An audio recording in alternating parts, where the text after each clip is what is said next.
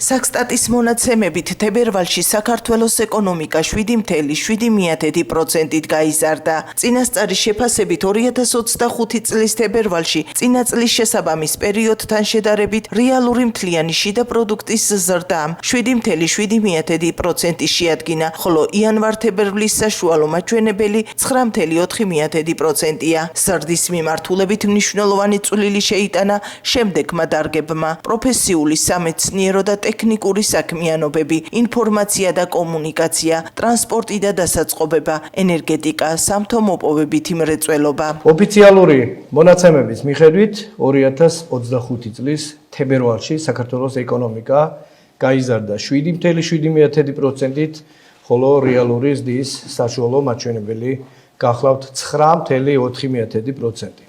წინა წლის შესაბამის პერიოდთან შედარებით ზრდის მიმართულებით მნიშვნელოვანი წვლილი შეიტანეს შემდეგმა დარგებმა. ეს გახლავთ პროფესიული, სამეცნიერო და ტექნიკური საქმიანობის სექტორი, ინფორმაცია და კომუნიკაცია, ასევე ტრანსპორტი და დასაწყობება, ენერგეტიკა და სამთო-მოპოვებითი მრეწველობა. მიუხედავად ამისა, კლების ტენდენცია გამოვლინდა დამამუშავებელი მრეწველობის და მშენებლობის სექტორებში. Sakstat-ის მონაცემები შეაფასეს გორში რიგით მამოქალაქეებმა. გამოკითხულთა ნაწილი ამბობს, რომ ეკონომიკა იზრდება. მეორე ნაწილი კითხვის, რომ ეკონომიკის ზრდას მოსახლეობის დიდი ნაწილი ვერ გრძნობს.